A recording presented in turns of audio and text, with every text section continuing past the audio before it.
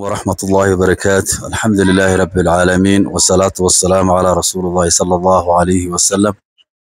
Tunamshukuru Allah subhanahu wa ta'ala kutujalia siku kama leo. Tumetembelea mayatima, mashallah. Kuna ndugu zetu wametoa hii chakula, japokuwa ni kidogo, lakini wametoa kulingana na uwezo wao, na Allah subhanahu wa ta'ala awajalie jannatul firdaus al-a'la pamoja na sisi. Allah subhanahu wa ta'ala atukutanishe na mtume Muhammad sallallahu alaihi wasallam katika jannatul firdaus al-a'la. Kwa hivyo Waislamu, hawa ni mayatima, na tumetembea mara nyingi sana kwa hawa mayatima, lakini leo chakula ile tulipata ni kidogo.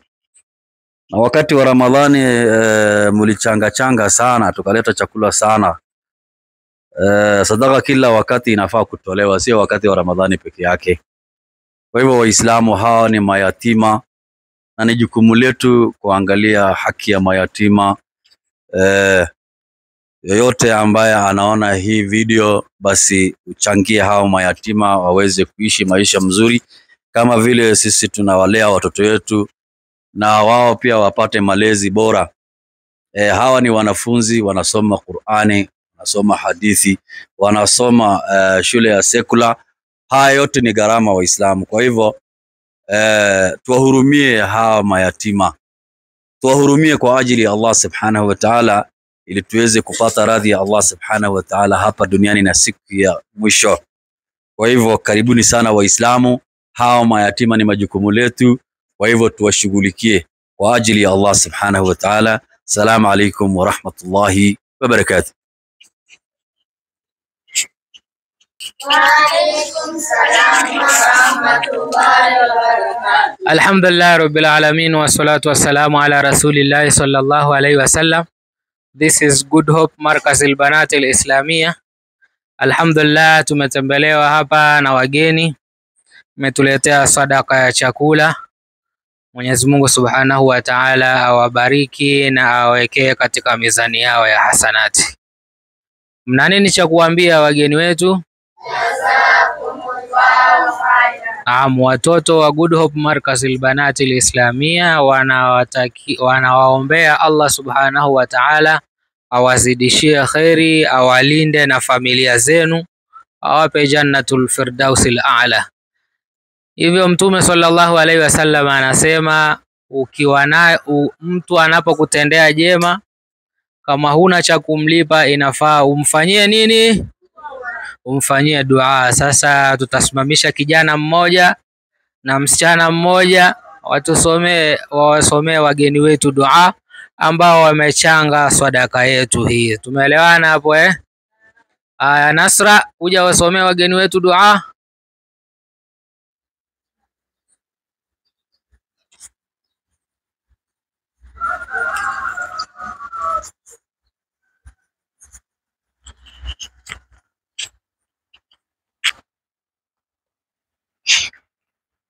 الفاتحة.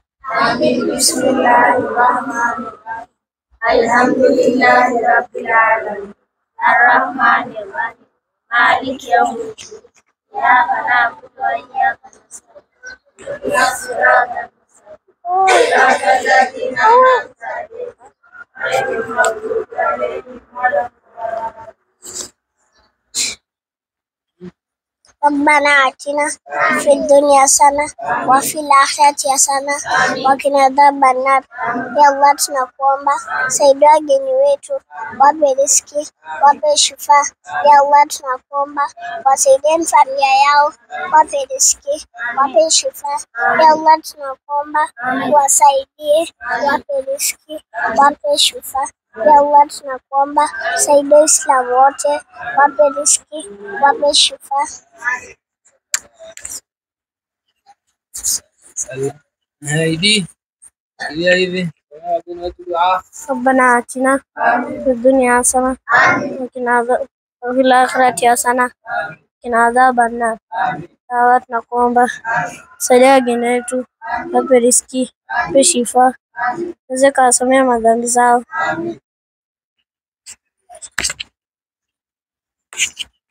Alhamdulillah rabbil alamin wassalatu wassalamu ala rasulillahi sallallahu alayhi wasallam. Alhamdulillah rabbil alamin hamda yuwafi ni'amahu wa yukafi mazida. Ya rabbana lakal hamdu kama yanbaghi li jalali wajhika wa 'azimi sultanik wa zinata 'arshika wa midada kalimatik. Subhanaka la nuhsi thana'an 'alayka anta kama athnayta 'ala nafsika. Falakal hamdu hatta tarda wa lakal hamdu idha radita wa lakal hamdu ba'da ar-ridha. Allahumma salli wa sallim ala sayyidina Muhammadin fil awwalin wa salli ala sayyidina Muhammadin fil akhirin wa salli ala sayyidina Muhammadin fi kulli waqtin wa hin wa salli wa sallim ala sayyidina Muhammadin fil mala'il a'la ila yawmiddin. Allahumma jammilna bil afiyati wa salama wa haqiqna bi taqwa wal istiqama wa a'idhna min mujibatin nadama fil hali wal ma'ali innaka anta sami'ud du'a. وصلى الله على سيدنا محمد وعلى آله وصحبه وسلم بفضله. أنا ربك رب العزة عما يصفون وسلام على المرسلين والحمد لله رب العالمين. Mnawaambia nini wageni wetu waloleta mizigo hii na wale ambao wametoa sadaka zao? Jazakumullahu khaira, Mwenyezi Mungu awazidishie.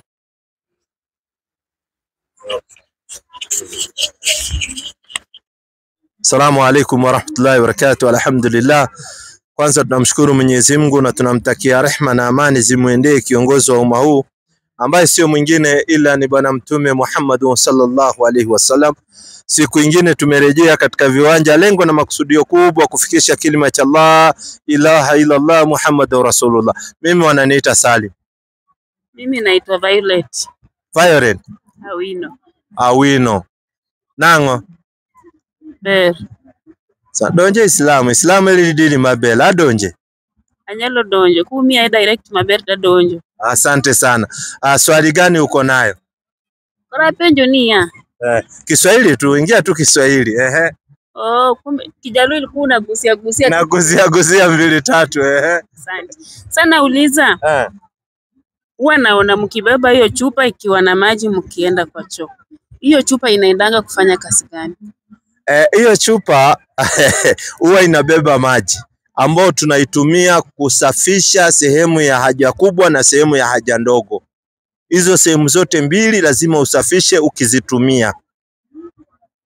Ni sawasawa wakati umekula chakula lazima upanguze mdomo na maji ndio zile chakula zitoke. Sasa inabidi katika ile haja kubwa, wakati unaenda haja kubwa, ukitumia tishu lazima uchafu itabaki. So tunatumia maji kuondoa ile uchafu. Qur'ani 5:6 Qur'an.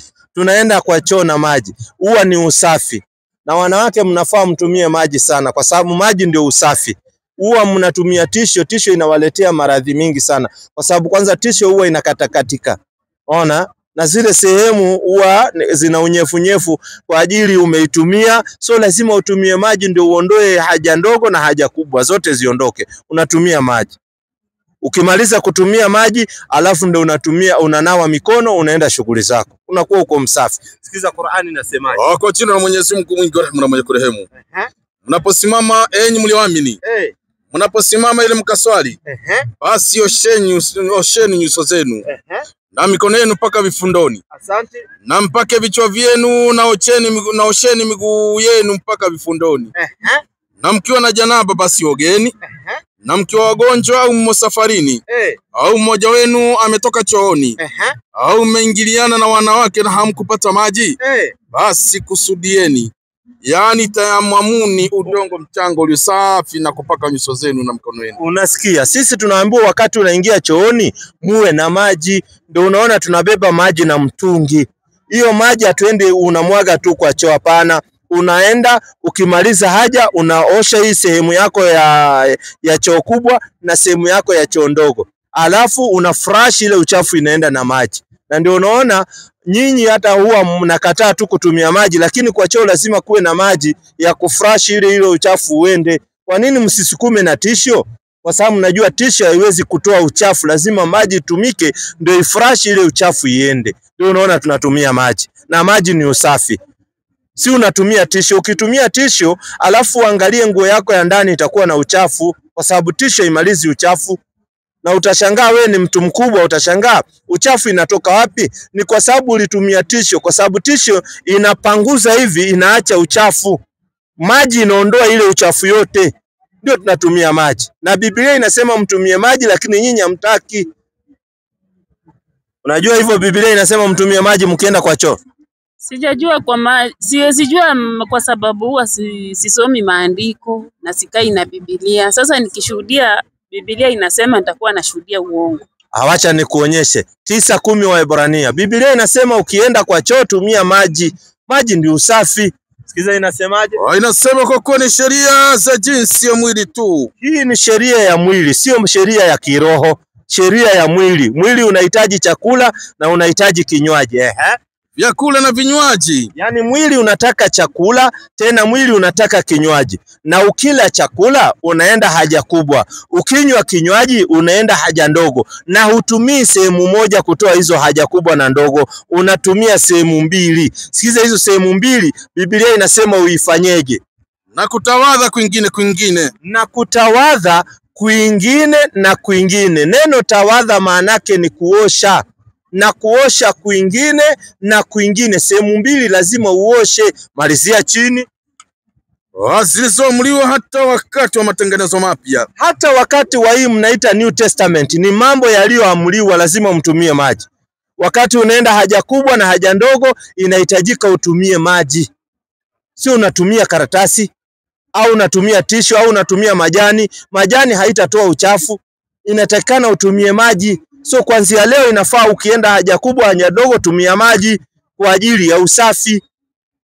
Sawa, nimeshukuru kwa hayo. Mnipe 15 minutes narudia hapa maswali. Nakupa saa hii uende. Nauliza uko na mtoto? Mimi niko na mtoto. Asanti. Ule mtoto akijiendea haja kubwa, ukampanguza na tishu, ukamvalisha nguo, ama tuseme tu ule mtoto aende haja, ukamuosha na maji vizuri, maji safi, ukamuosha na maji safi ule mtoto. Alafu mimi kwa mfano niko pale, mimi ndio babake. Alafu mimi baba nikaenda haja, nikatumia tishu. Alafu wewe mama ukaingia kwa nyumba, ukasikia kuna harufu. Utaangalia ule mtoto uliyemuosha na maji ama mimi baba niliyetumia tishu? Nitauliza wewe mwenye unatoka kwa choo na tishu. Wewe ndio uko na harufu? Si unaona? So nyinyi mnajua tishu haimalizi uchafu na mnaendelea kutumia. So wachaneni na tishu, tumieni kitu inaitwa maji. So tunakukaribisha katika Uislamu. Nimeshukuru, lakini swali ni kuingia kwa hiyo Uislamu inachukua process gani ndio sasa nisilimu? Process ya kuwa Muislamu ni ndogo sana ya mtu kusilimu. Process ya kuwa Muislamu ni maneno mawili ndio unaanza, ambao inaitwa shahada. Unashuhudia ya kwamba hapana apasaye kuabudiwa kwa haki isipokuwa Mwenyezi Mungu mmoja peke yake, na unashuhudia ya kwamba Muhammad ni mtume wa Mwenyezi Mungu, basi unakuwa wewe ni Muislamu. Shahada ndio jambo la kwanza. Process ya mtu kuwa Muislamu lazima atamke shahada, kwa sababu hata nguzo ya sala hauwezi kusali kama wewe sio Muislamu, na ili uwe Muislamu lazima utamke shahada. Sasa ukitamka shahada unakuwa ni Muislamu, hii nyingine inafuata. Uislamu umesimama na nguzo 5.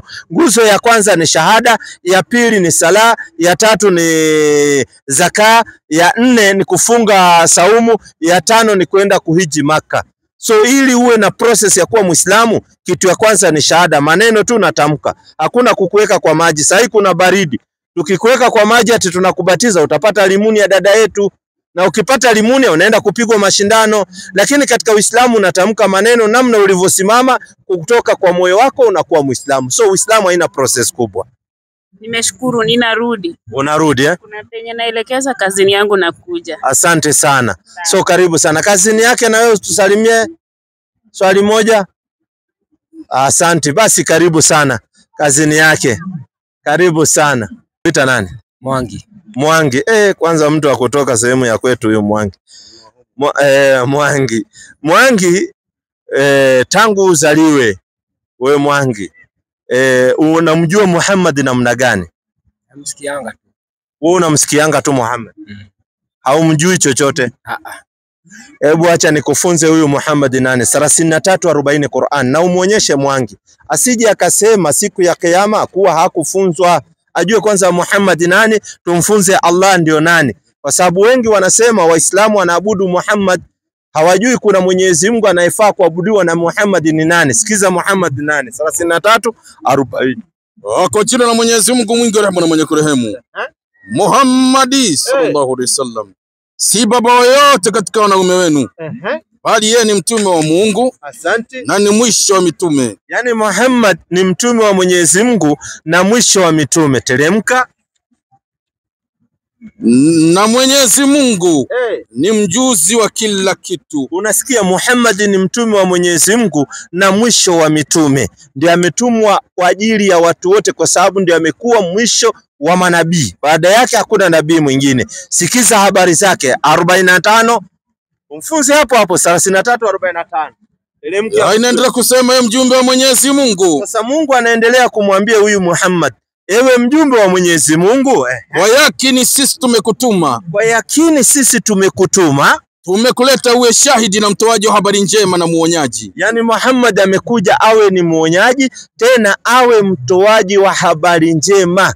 Na ndio unaona amekuja kutupatia Waislamu habari njema, kuwa Waislamu waliofanya vitendo vizuri wamefunzu, yani wamefaulu. Teremka baba. Na uwe mhitaji wa watu kwa Mwenyezi Mungu kwa idhini yake. Tena Muhammad sallallahu alaihi wasallam alikuwa akiwaita watu katika njia ya Mwenyezi Mungu, anaonyesha hii ndio haki na hii ndio batili. Teremka. Na uwe taa itoayo nuru. Na Muhammad sallallahu alaihi wasallam ameambiwa awe ni taa ambayo inayotoa nuru.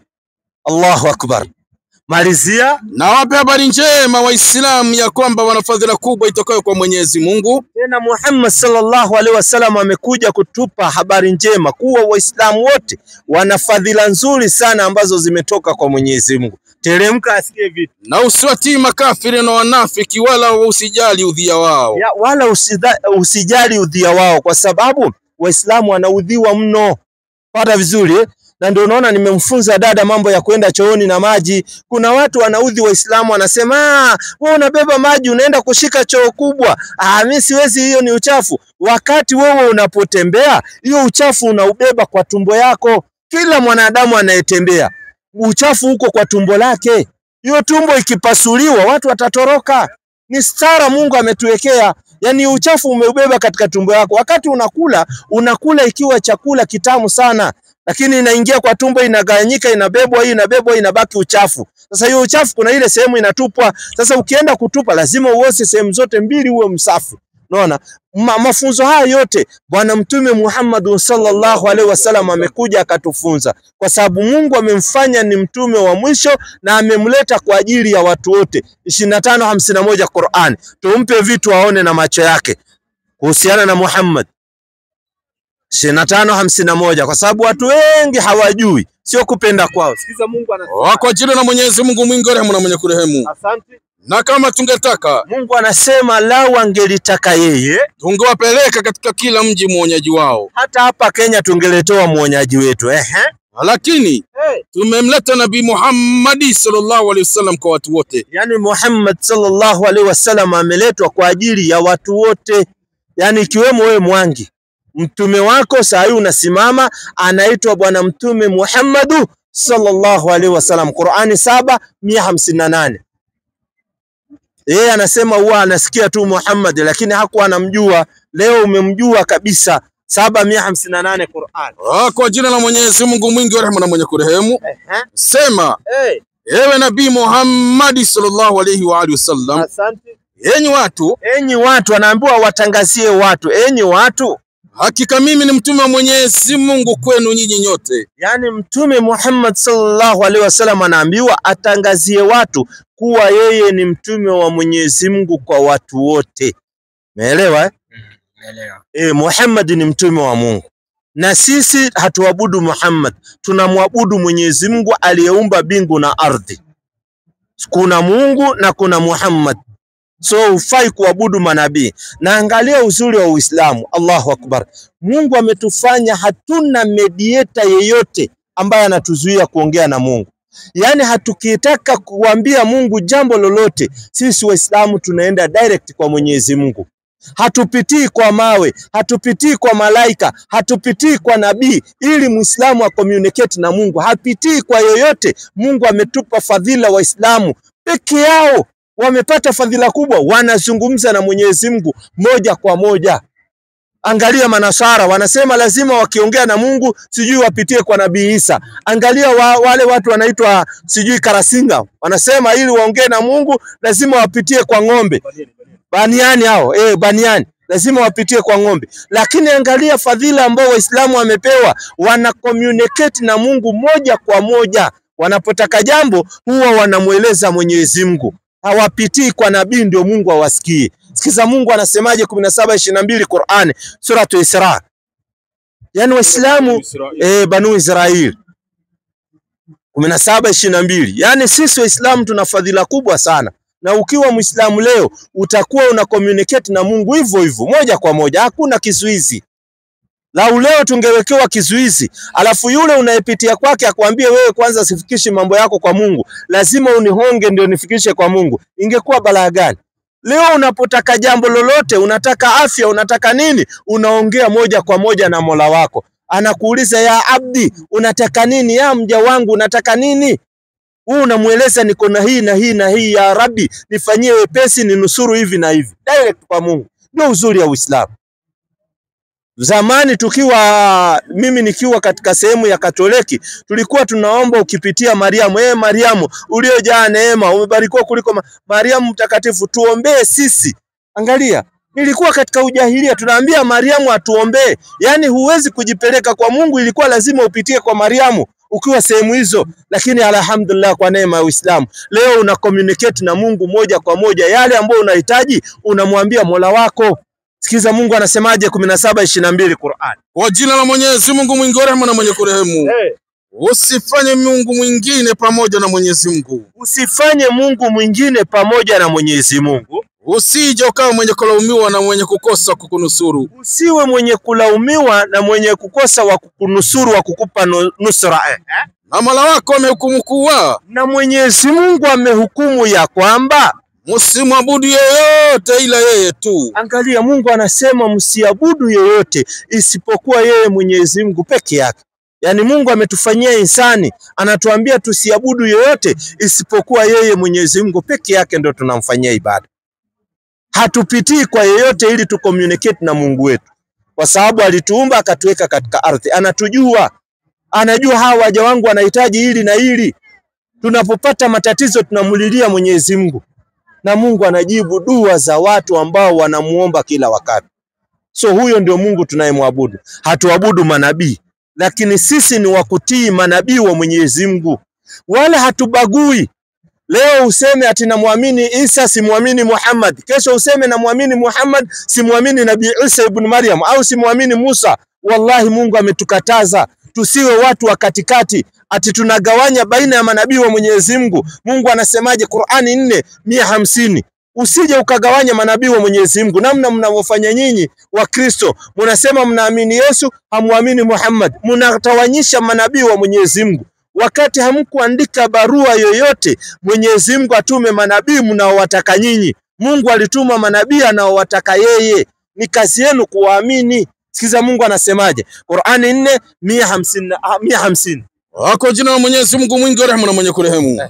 Hakika wale wanaomkanusha Mwenyezi Mungu na mitume wake, yani wale wanaomkanusha Mwenyezi Mungu na mitume wake, na wanataka kutenga baina ya Mwenyezi Mungu na mitume wake. Sikiza, na wanataka kutenga baina ya Mwenyezi Mungu na mitume wake kwa kusemaje? Na kusema wengine tunawaamini na wengine tunawakataa. Yani angalia, mnasema tunaamini manabii wengine na wengine tunawakataa. Kwa mfano unasikia watu wanasema tunaamini manabii lakini Muhammad hatumwamini. Sikiza hao sasa watu wanaambiwaje? Na wanataka kushika njia iliyo katikati ya haya, si ya Kiislamu hasa wala kikafiri. Sikiza, hawataki kuingia katika kufuru kabisa na hawataki kuwa katika Uislamu. Na wanasema tunaamini baadhi ya manabii, yani wanabagua manabii wa Mwenyezi Mungu. Mungu anasema hawa ndio kina nani? Hao ndio makafiri kweli. Mungu anasema hao ndio makafiri wa kweli. Wale wanaosema tunaamini huyu nabii hatumwamini. Hao ndio wanaingia wanakuwa makafiri wa kabisa. Na ndio unaona sisi Waislamu kauli yetu ni tofauti na ya hao. Sisi tunaamini manabii wote. Qur'ani 2:184. Qur'ani 2:184. Qur'ani 2 184. Ingia katika hizo nyanja. Qur'ani 2 184. Ukikosa unaenda 284. Tumpe vitu pole pole ndio aelewe. Kwa jina la Mwenyezi Mungu mwingi wa rehema na mwenye kurehemu. Yote 85 285. Mwenyezi Mungu anasema kwa jina la Mwenyezi Mungu mwingi wa rehema na mwenye kurehemu. Mtume ameamini yaliyoteremshwa kwake. Sikiza kwanza, Mtume Muhammad sallallahu alaihi wasallam ameamini yaliyoteremshwa kwake, ambao ni hii Qur'ani tunayokusomea. Kutoka kwa Mola wake. Asante. Na Waislamu pia wameamini hayo. Na Waislamu pia tunaamini hii Qur'ani. Wote wamemwamini Mwenyezi Mungu. Wote pamoja na Muhammad na nani tunamwamini Mwenyezi Mungu. Na malaika wake. Na tunaamini malaika wa Mwenyezi Mungu. Na vitabu vyake. Asante. Na mitume yake. Asante. Nao hao Waislamu na mtume wao husema hatutofautishi baina yoyote katika mitume yake wote tunawaamini. Waislamu wanasema hatutofautishi baina ya mitume wa Mwenyezi Mungu, wote tunawaamini. Kwa sababu wale wanaotofautisha baina ya mitume wa Mwenyezi Mungu tumeambiwa hao ndio makafiri wa ukweli. Mike inafanya. Nimeelewa. Umeelewa? Sasa kinachokuzuianga katika Uislamu nini haswa? Manake mimi nimekuona siku ya kwanza, ya pili, ya tatu. Kinachokuzuia ama obstacle unaoona katika Uislamu ukasema hii nikijibiwa nitakuwa nimepata nuru ya kujua ukweli mahali ulipo. Kwa sababu sisi kazi tunaofanya hapa, kila siku tukija hapa tunataka kukutoa katika giza kukuleta katika nuru, kwa sababu ndio kazi ya Qur'ani. 14:1 Sura Ibrahimu. Ndio kazi ya Qur'an, kutoa watu katika giza kuwaleta katika nuru. Nuru ni venye unajielewa duniani. Unajua wewe hapa ni mpita njia. Leo ukiwa duniani unafaa kufanya mambo ya khairat. Ukisikia kuna sehemu kuna nusra, watu wanahitaji nusra hii na hii, unafanya kwa ajili ya Allah. Leo ukitoa shilingi 100 ukanunua kitabu cha sala kama zile tulikuwa tunatangaza, ukanunua kitabu cha sala, hiyo shilingi 100 yako, Mungu anasema kila shilingi anakulipa mara 10. Thawabu zake unazipata mbele ya Allah. Na mtu akisoma hurufu ya Qur'an, hurufu moja, anapolipwa zile thawabu na wewe unalipwa, kwa sababu wewe ndio kisababu. Ulitoa pesa yako ikanunua kitabu, yule mtu kasoma. Na herufi moja unalipwa 10, herufi moja ya Qur'an. Mtu akisoma thawabu 10 unalipwa. Unaona? So wewe yani Uislamu unaambiwa kuingia peponi ni free, lakini watu hawataki kuingia janna. Mtume Muhammad sallallahu alaihi wasallam anasema katika umma wangu watu wote wataingia peponi isipokuwa yule hataki. Sasa kama wewe hutaki ndio unasema sitaki kuwa Muislamu. Kama wewe hutaki ndio unasema sitaki kufanya thawabu. Unaposikia kuna thawabu inahitajika, kuna jambo linahitajika, wewe badala ya kunusuru, wewe uko kando kuzungumza.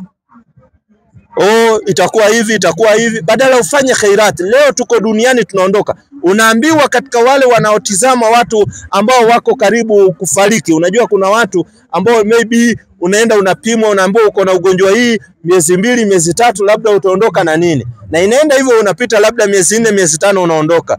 Watu wengi wanaposhikwa na sakaratul maut, watu wengi hawatamani mali waliokuwa nayo duniani. Watu wengi wanatamani lau wangelijua sehemu wanakokwenda, basi wangetengeneza akhira yao zaidi. Na kutengeneza akhira ni kutoa wakati Allah amekupa uwezo huko duniani. Hii mali utaiacha duniani. Leo watu wanakusanya mali kisha wanakufa wanaiacha, wakati hesabu ya ile mali wataenda kuulizwa na Allah. Wakati hawakunusuru dini ya Mungu wala hawakufanya chochote katika dini. Walipoitiwa wanusuru dini ya Mungu, walisema mali yao itaisha, kisha wanaondoka hii dunia. Alikuwa jamaa mmoja, acha nikunini kidogo alafu uulize swali. Alikuwa jamaa mmoja wakati wa Nabii Musa alayhi salam, akiitwa Karun. Karun unaambiwa kifunguo yake ilikuwa inavurutwa na wanaume wenye nguvu 40. Ndio wanabeba kifunguo yake ya mali yake, ya hazina yake ya mali. Wanaume wenye nguvu, sio wanaume goigoi, wanaume wenye nguvu ndio walikuwa wanabeba kifunguo ya Karun. Unaambiwa watu wote wa mji walikuwa wanatamani wapate mali kama Karun. Lakini wakati Mungu alimdidimiza Karuni na mali yake, watu wa mji walisema, ya Rabbi, usitujalie mali kama ya Karuni.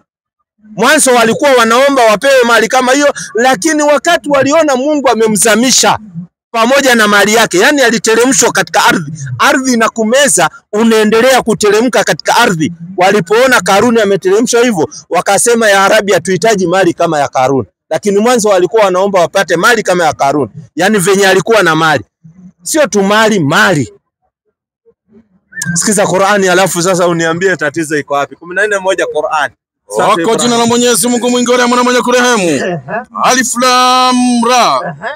Hiki ni kitabu tulichokiteremsha kwako ili watoe watu katika giza. Yani Qur'ani ni kitabu kimeteremshwa kwa Bwana Mtume Muhammad sallallahu alaihi wasallam ili awatoe watu katika giza, awapeleke wapi? Wapeleke katika nuru. Kwa idhini ya Mola wao. Yani wewe saa hii uko katika giza, na sio giza ya usiku, uko katika giza ya ujahilia. Na ukitoka huko ukaingia katika Uislamu, utakuwa umeingia katika nuru ya Uislamu. Manake Muislamu anajijua. Ndio unaambiwa Muislamu usitembee katika dunia na malingo, kwa sababu hii ardhi unaoikanyaga kesho utakuwa chini yake. Sisi ni maiti watarajiwa. Unapotuona tunatembea, ujue sisi ni maiti watarajiwa, kesho tutakuwa makaburini. Vyenye tulipata watu wengine duniani leo hawako. Watu wangapi wewe ulizaliwa mko ejimate, saa hii wengi hawako, Ni kweli. wametangulia. Sasa wewe kinachokufanya udhani hatutaishi miaka 50 nyingine nini? Unaweza ondoka wakati wowote. Acha niulize swali. Uliza swali sasa. Mbona naonanga Waislamu wakikula mogoka? Anauliza mbona anaona Waislamu wakila mogoka. Asante sana. Mogoka kwa wale ambao wamefanya utafiti imesemekana ni ulevi. Na ulevi yote Mungu amekataza. So Waislamu ni binadamu. Anaweza akafanya makosa, lakini Uislamu hauna makosa. Kuna tofauti ya Muislamu na Uislamu. Uislamu hauna makosa, Uislamu umekamilika. Lakini Muislamu unaweza mpata anakunywa pombe. Wako Waislamu wanakunywa pombe. Unaweza pata Muislamu anafanya betting. Wako wamejaa wanafanya betting na ni Muislamu.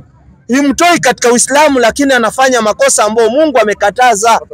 Anapata dhambi. Qur'ani 5:90. Hata huyo mwenye kula miguka anapata dhambi kwa sababu anaingia katika ulevi ambao Mungu kakataza.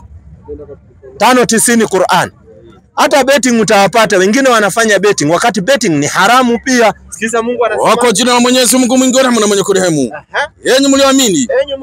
Bila shaka ulevi na kamari na kuabudiwa au kuombwa asiyekuwa Mwenyezi Mungu na kutazamia kwa mishale ya kupigia ramli na kwa vinginevyo, yote haya ni uchafu. Ni katika kazi ya shetani. Basi jiepusheni navyo ili mpate kufaulu, yani kutengenekewa. sasa sisi tumekatazwa kamari, ulevi wowote, pombe, melaa, mogoka nini. Tena watu wananishangaza. Hizo vitu ukila tena zinakuharibu mpaka meno. Wewe ni kijana wa miaka 23 unakaa mzee wa miaka 80. Meno imekatika katika yote imeondoka. Na wewe ni kijana. Unajiingiza kwa ulevi, ni kujiharibia maisha yako. Ulevi yoyote tunaambiwa ni katika kazi ya shetani. Lakini wamo Waislamu wanafanya. Venye nimekuambia unaweza pata Muislamu mlevi, lakini Muislamu haimtoi katika Uislamu, lakini anapata dhambi, na asipoacha hiyo ataenda kuadhibiwa kwa hiyo makosa anayoyafanya. Na ndio unapatiwa mlango wa tauba uko wazi, uachane na hiyo machafu, umrejee Mwenyezi Mungu, ufanye ibada. Lakini mogoka haijaruhusiwa. Unajua kuna mtu mwingine alisilimu, aliposilimu akawasema, mimi sasa nimekuwa Muislamu, lakini ni kitu moja tu nimebakisha, kujua kukula miraa. Sasa kwa akili yake alikuwa nadhani ukiingia Uislamu lazima ukule miraa. Hiyo sio kweli. Hiyo ni mtu anafanya machafu yake kivyake, ambao Qur'ani imekataza. Ulevi wowote wa aina yoyote inasemekana ni haramu. Mnaombanga aje? Tunaombanga namna gani? 22:77 Qur'an. Hii ndio ibada ambayo tunaifanya. 22:77 Qur'an. Kwa jina la Mwenyezi Mungu mwingi wa rehema na mwenye kurehemu. Asante. Enyi mlioamini, Enyi mlioamini, salini. tunapoingia msikitini watu kwanza wanatawadha, kisha tunaingia kusali. Kuna ikama inafanywa, kisha tunasimama kusali. Imamu yuko mbele ana face Maka na sisi tunaangalia Maka wote. Tunaanza kusali. Tunafanyaje sasa? Rukuni. Tunarukuu namna hivi. Allahu Akbar. Tunarukuu namna hivi. Na sujuduni. Na tunasujudu, tunapeleka kipaji cha uso chini. Yani hii kipaji cha uso kinaguza chini. Leo kuna watu wanaona uso wao ni special sana, hawawezi kuguzisha uso wao chini. Wakasahau wakifa hii uso itaenda kuliwa na wadudu kwa kaburi. So ni temporary uko nayo. Sujudia Mwenyezi Mungu, humble yourself. Tunasujudu, tunapeleka uso chini. Malizia. Na mwabuduni Mola wenu. Nafanyeni mema ili mpate kufaulu. Na tukifanya mema ndio tunapata kufaulu. So Waislamu ndio ibada tunayoifanya, tunapeleka uso wetu mpaka chini. Na kila kitu katika Uislamu ni ibada. Kula ni ibada, kula chakula ni ibada. Na ndio unaambiwa hata wakati unakula chakula au unapokunywa maji, unaambiwa keti chini, usikunywe maji ukiwa umesimama, yatakuletea matatizo. Ni ibada, iko na instruction. Kulala na mke wako ni ibada, unapata thawabu. Yani wewe unapata raha duniani lakini unaandikiwa thawabu. Kulala na bibi yako. Kulala na bibi yako unapata thawabu, ni ibada. Mbona unacheka? Kwa sababu ukizini unapata dhambi. Kama kitu ukifanya unapata dhambi, ukizini unapata dhambi, basi usipofanya hivyo ukakifanya kwa njia inayotakana unapata thawabu. So kulala na mke wako unapata thawabu. Ni ibada pia kulala na mke wako. Nimeelewa. Kuoga ni ibada, kwa sababu kuoga pia kuna namna tunavyoambiwa unaoga namna hivi na namna hivi. Kuoga janaba, kuoga kila kitu. Yani katika Uislamu kila kitu tunawekewa inakuwa ni ibada, lakini tofauti sana na ibada ya kumsujudia Mwenyezi Mungu, ambao Wakristo wengi ndio wameikataa kupeleka uso wao chini kumwabudu Mwenyezi Mungu. Na mtu anayefanya ibada hii ya kusujudu ana athari yake Mungu amesema 48:29 Qur'ani, Muhammadur Rasulullah waladhina mahu ashidahu al-kufaru ruhamahu. Teremka. Kwa jina la 48:29 mwenye kurehemu. Muhammadi sallallahu alaihi wasallam ni mtume wa Mwenyezi Mungu. Na wale pamoja naye ni wenye dhabiti mbele ya makafiri. Na wenye kuhurumiana wao kwa wao. Asante. Utawaona wakiinama na kwa kurukuu na kusujudu pamoja. Utawaona Waislamu wakiinama kwa kurukuu na kusujudu pamoja. Wakitafuta fadhila za Mwenyezi Mungu na radhi yake. Tena wanafanya hivyo kutafuta fadhila za Mwenyezi Mungu na radhi ya Mwenyezi Mungu. Alama zao si katika nyuso zao kwa taathira, yani athari ya kusujudu. Yani alama za Waislamu zi katika nyuso zao kwa taathira, athari ya kusujudu. Ndio unaona Waislamu wana kitu inaitwa sijida kwa ajili ya taathira, athari ya kusujudu. Wakati unazoea kusujudu inatokea sijida, kwa sababu kila wakati unaweka uso wako chini. Sikiza habari. Huu ndio mfano wao katika Taurati na mfano wao katika Injili umetajwa hivi. Kumbe katika Taurati pia Waislamu walikuwa wanajulikana kwa sababu walikuwa na sijida, walikuwa na alama yao ambao ni sijida. Na katika Injili walikuwa wanajulikana hivyo kwa sababu walikuwa na sijida, wanamsujudia Mola wao. Na ndio unaona ukienda mahali Waislamu, hata ukisema wewe sijui mimi Muislamu nini, wanakuangalia, wataona athari ya mtu kuwa Muislamu. Kuna athari wakikuangalia wataiona. Muislamu anajua akikuangalia anaona hapa kuna athari. Lakini wewe ukienda useme Muislamu, mtu akikuangalia anaona hapana bado wewe. Yani Waislamu wanajuana. Para vizuri. So karibu katika Uislamu, nafasi iko. So kama uko tayari unakuwa Muislamu, kama bado hauko tayari ndio hivyo. Hatulazimishi yoyote kwa sababu ni faida yako ya nafsi yako. Siko tayari. Hauko tayari. Sawa sana. Wakati utakuwa tayari, sisi tuko inshallah biidhnillah. Unakuja unauliza swali yoyote unaotaka. Kama uko tayari kuwa Muislamu, unakuwa kuwa Muislamu ni free. Hakuna membership card unalipishwa wala nini. Sawa So karibu sana. Mimi wananiita Salim. Naita Joseph. Joseph, asante sana. Muislamu, Mkristo? Mkristo. Unajua naona umeweka sunna. Sasa nikadhani ndio sasa silimu hivyo kisilisili. Bado asante sana. Swali gani uko nayo? Na uweke sauti juu ndio nikusikize vizuri. Swali gani uko nayo? Nasikianga Muhammad alikufa. Muhammad penye alikufa alifufuka. Mtume Muhammad sallallahu alaihi wasallam alipokufa hajafuka, kaburi lake liko pale Madina. Amezikwa Madina, yuko pale. Hajafufuka. Yuko pale Madina, wanafufuliwa viumbe, wakati wanafufuliwa naye anafufuka. Ako pale Madina. Na mbona Yesu alifufuka na Muhammad hakufufuka? Sina habari kwamba Yesu alikufa akafufuka, labda ni habari mpya unanipatia. Ila sasa kufa na kufufuka, unapouliza kwa nini hakufufuka na kushangaa, kwa sababu tuna Ibrahimu pia alikufa hajafufuka na alikuwa ni rafiki ya Mungu Ibrahimu. Yuko kaburini Ibrahimu, rafiki ya Mungu. Tuko na mtu alikuwa anaitwa Nabii Musa alayhi salam. Alikuwa akizungumza na Mungu Nabii Musa alayhi salam. Tena alifanya bahari kwa miujiza ya Mwenyezi Mungu ikawa nchi kavu na watu wakapita bila matope. Unaona? So manabii wamepita na walikuwa wanakufa.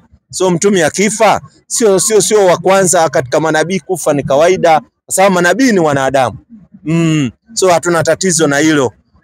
Ujumbe ndio ametuletea Mwenyezi Mungu, yeye binadamu lakini kapewa cheo cha unabii vyenye manabii wengine walipita, tena walikuwa wanaoa na wanakufa. Manabii walikufa wewe. Kuna mwingine alikuwa anaitwa Ezekieli, alifufua jeshi nzima. Jeshi tena alisema upepo itoke pande hii, upepo itoke pande hii, zikapatana katikati, jeshi nzima ikafufuka. Na pia yeye alifika wakati akafa.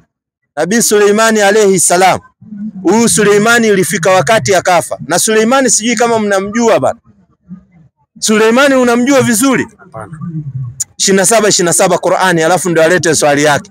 Nabii Suleimani alayhi salam, kuna kisa inapozungumziwa na huyu mwanamke alikuwa ni nini? Nabii Suleimani alikuwa na mambo mazito sana. Hebu sikia 27 Qur'ani. Wako jina la Mwenyezi Mungu mwingi wa rehema na mwenye kurehemu. Tumgusie kidogo Akasema Suleimani. Akasema Nabii Suleimani, tutatazama na umesema kweli na umo katika waongo. Anza 26 ndio ajue nini kilichokuwa kinazungumziwa. Mwenyezi Mungu hapana abuduwe kwa haki ila yeye, Mola wa hiyo arshi. Anza 23. Nataka apate point mahali ilitoka, ama 22 apate point vizuri. Acha tuanze. Apate point vizuri ndio tukimbie. 16. Anza 16 apate point vizuri. Na Suleimani alimrithi Daudi. Asante. Na akasema, enyi watu wangu, tumefundishwa hata kutambua usemi wa ndege. Tulia. Yaani Suleimani alijaliwa na Mwenyezi Mungu, alikuwa anajua usemi wa ndege. Ndege wa angani wewe unawajua hawa nyoni. Yaani wakiwa hapa wakifanya sisi tunasikianga wakifanya, yeye anajua namna wanavyoongea.